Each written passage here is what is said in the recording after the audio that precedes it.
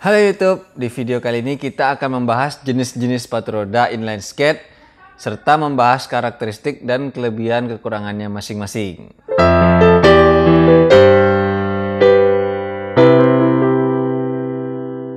Halo guys, selamat datang kembali di channel Ari AWP. Di channel ini saya banyak membahas informasi seputar sepatu roda.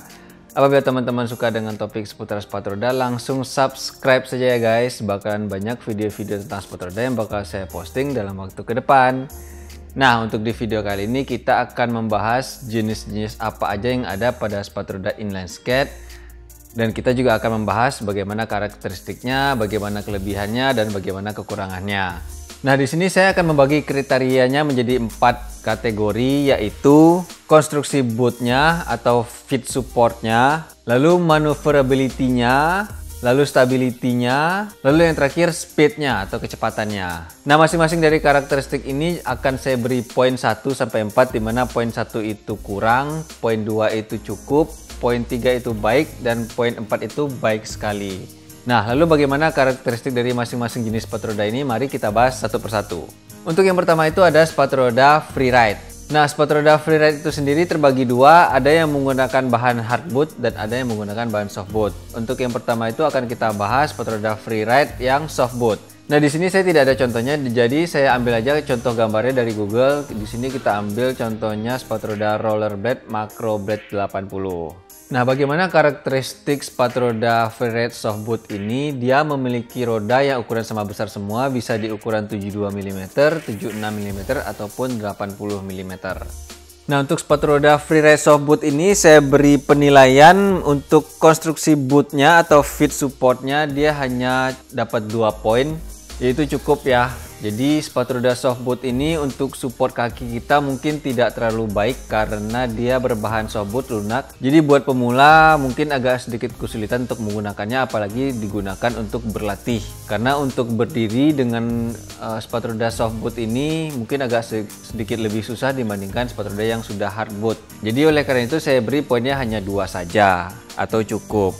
Lalu untuk karakteristik yang kedua, untuk maneuverability-nya, jadi tingkat manuvernya apakah baik, cukup atau kurang. Di sini saya beri nilai poinnya 3 atau baik ya, cukup baik. Karena sepatu roda freeride inilah yang paling cocok digunakan untuk bersepatu roda secara santai ya, untuk goes sore, untuk jogging, untuk olahraga sore, mengeluarkan keringat. Ini paling cocok digunakan karena tingkat manuvernya cukup baik dengan ukuran roda yang cukup standar, tidak terlalu besar dan juga tidak terlalu kecil. Jadi untuk maneuverability-nya itu bagi saya itu nilainya baik ya, poin 3. Lalu untuk karakteristik berikutnya, untuk stability, tingkat kestabilannya juga saya beri poin 3, cukup baik juga. Karena dengan roda yang flat, roda yang standar itu memiliki tingkat kestabilan yang cukup baik apabila kita ingin gunakan dalam kecepatan yang cukup tinggi.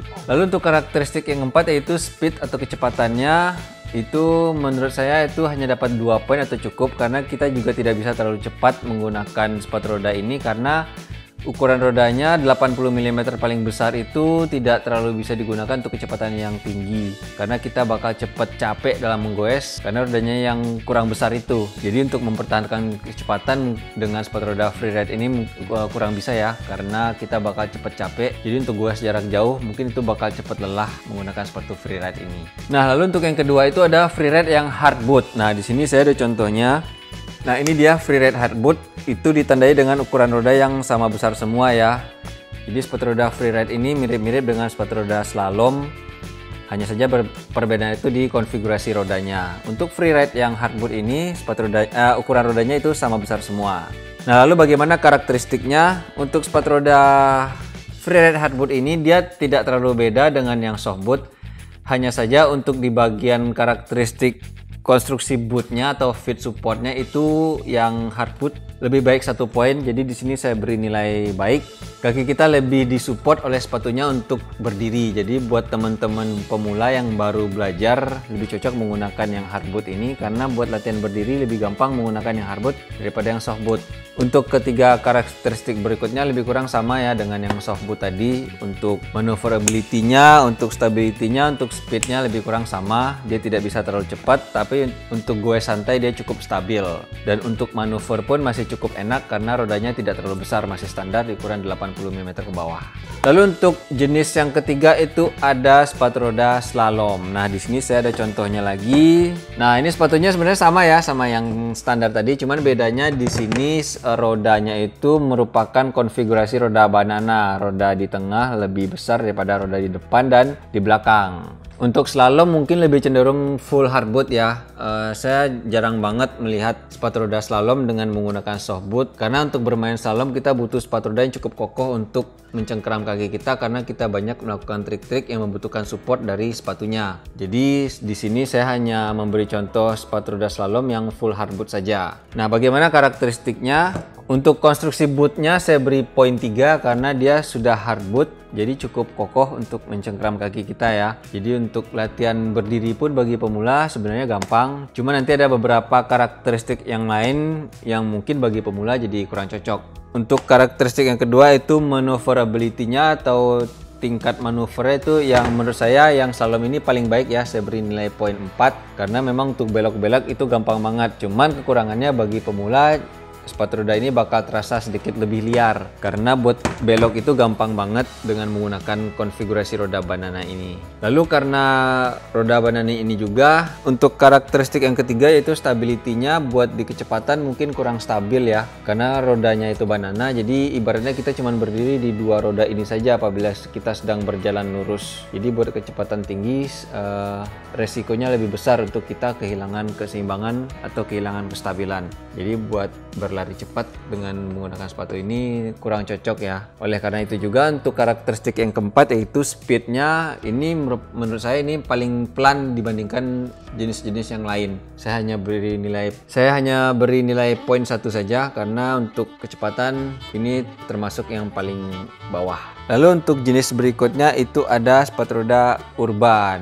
Nah, sepatu roda urban ini ditandai dengan rodanya yang besar, namun panjang framenya ini pendek. Jadi dia untuk roda besar hanya muat 3 roda ya, seperti contohnya yang satu ini. Ini banyak digunakan bagi teman-teman yang ingin goes di perkotaan di mana jalannya banyak membutuhkan trik seperti melompat atau melalui jalanan yang jelek. Nah, sepatu roda ini cocok digunakan untuk trik-trik seperti itu. Karena roda yang besar, jadi untuk jalan jelek kita masih bisa meluncur, dan dengan frame yang pendek itu kita buat manuver masih enak. Untuk karakteristiknya biasanya sepatu roda urban ini juga sudah full hardboot ya. Jadi di sini saya beri nilai poinnya 3. Lalu untuk maneuverability-nya juga saya beri nilai poin 3 karena dengan panjang frame yang pendek, jadi kita buat manuver masih enak karena ini ibaratnya hampir sama dengan sepatu roda yang berukuran 80 mm dengan yang roda 4, karena panjang framenya malah lebih pendek yang 3 roda ini. Apabila kita coba bandingkan, teman-teman perhatikan itu bautnya, jangan rodanya ya, tapi bautnya atau tapak rodanya itu lebih pendek yang roda besar ini daripada yang roda kecil. Jadi tingkat manuvernya ini sedikit lebih baik daripada yang ini justru. Cuman di sini saya beri nilai poin sama karena hampir sama sih, nggak terlalu beda. Lalu untuk stability-nya di sini saya bisa bilang kurang karena dia posisinya cukup tinggi dibandingkan roda 80 dan dan panjang frame-nya cukup pendek. Jadi buat kecepatan tinggi mirip-mirip dengan slalom tadi karena cukup pendek frame-nya, jadi buat kestabilan tuh kurang baik ya. Saya hanya beri poin 2 saja untuk kestabilannya. Lalu untuk speed atau kecepatannya itu saya beri poin 3 karena dia rodanya besar, jadi buat goes jauh itu cukup enak. Kita nggak bakal cepet capek karena roda besar itu cukup membantu kita untuk meluncur lebih jauh dibandingkan roda yang lebih kecil. Termasuk juga untuk melewati jalanan yang kurang rata atau jalanan yang agak kasar, itu roda besar lebih terbantu daripada roda yang kecil. Lalu untuk jenis berikutnya itu ada tipe street. Nah, tipe street ini lebih kurang sama dengan tipe urban tadi buat bermain di perkotaan, cuman dia lebih dilengkapi dengan beberapa fitur sehingga kita bisa bermain sedikit agresif dibandingkan dengan yang tipe urban tadi. Di sini saya contohnya ada sepatu roda dari Rollerblade, itu Fusion X3, dan ini sudah dimodif ya, dan part modifikasinya ini pun juga memang dijual secara resmi dari mereknya. Ini juga merek Rollerblade, jadi ini memang bisa dimodifikasi untuk menjadi sepatu roda agresif. Bedanya dengan sepatu roda agresif, untuk sepatu roda street ini dia masih memberikan roda yang besar ya, cukup besar. Ini 80 mm, dan untuk standarnya dia menggunakan 4 roda ya, bukan 2 roda seperti yang di sini. Di sini sudah saya modif lagi, saya pasang anti rocker. Kalau untuk aslinya dia rodanya sama besar semua 80 mm. Nah, lalu untuk karakteristiknya, untuk yang pertama konstruksi bootnya atau feet supportnya dia paling baik ya menurut saya, sepatu roda street, dan satu lagi juga ada sepatu roda agresif, nanti kita akan bahas. Untuk konstruksi bootnya menurut saya yang paling baik karena dia bakal menghadapi jenis permainan yang cukup ekstrim, jadi untuk supportnya dia harus baik ya, harus cukup kuat karena dia akan menghadapi berbagai macam situasi yang mungkin sedikit lebih ekstrim dibandingkan dengan gaya permainan yang lain. Jadi apabila kita pakai ini buat berdiri itu enak banget, apalagi buat pemula sebenarnya pakai sepatu roda street ataupun agresif itu enak banget ya buat berdiri, gampang banget karena bootnya kokoh banget buat dipakai berdiri. Apalagi dengan yang agresif itu rodanya kecil, cuma 60 mili, buat latihan berdiri itu gampang banget. Lalu untuk karakteristik yang kedua yaitu maneuverability-nya atau tingkat manuvernya, menurut saya ini juga cukup baik karena ukuran rodanya masih standar ya, 80 mm atau bisa kita ganti juga dengan 76 mm. Itu cukup baik buat kita belok-belok. Jadi di sini saya beri poinnya 3. Lalu untuk karakteristik berikutnya yaitu stability-nya, itu menurut saya cukup baik juga ya, saya beri poin 3 juga karena dengan roda yang sama besar semua dari depan sampai belakang dan dengan ukuran yang cukup standar yaitu 80 mm ataupun 76 mm, itu buat kestabilan di kecepatan yang cukup tinggi itu cukup stabil.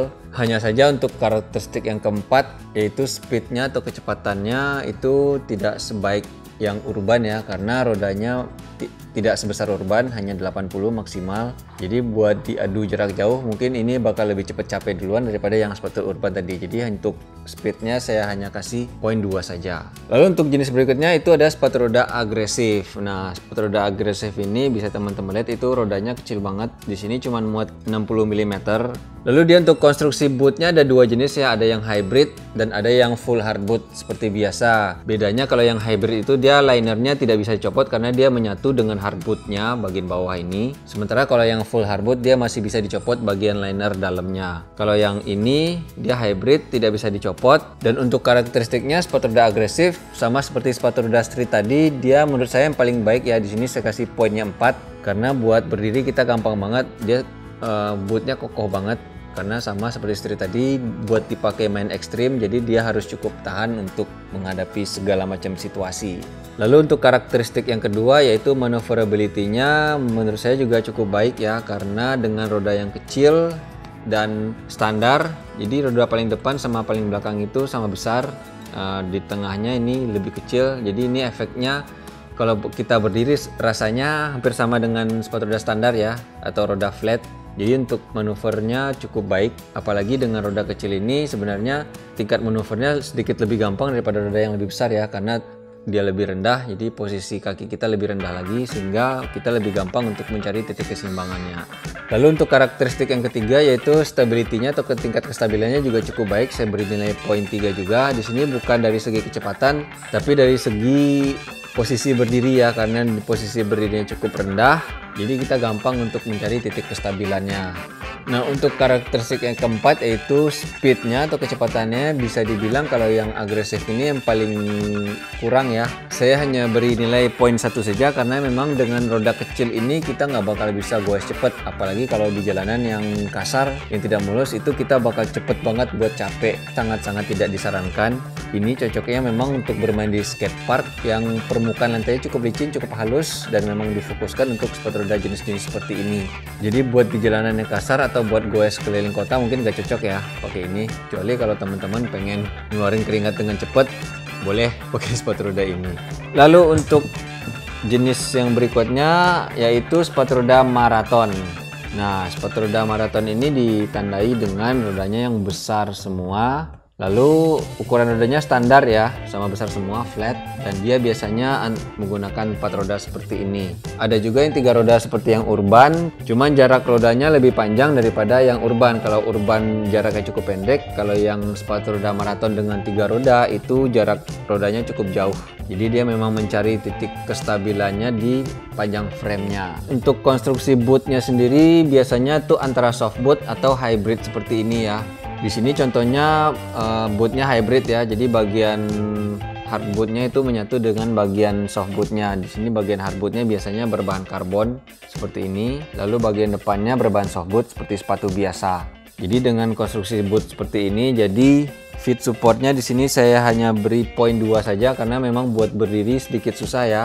Apalagi dengan roda yang besar yang posisinya tinggi itu semakin menyulitkan kita untuk berdiri. Ditambah lagi dengan soft boot seperti ini, dengan hybrid soft boot seperti ini, buat berdiri kurang kokoh.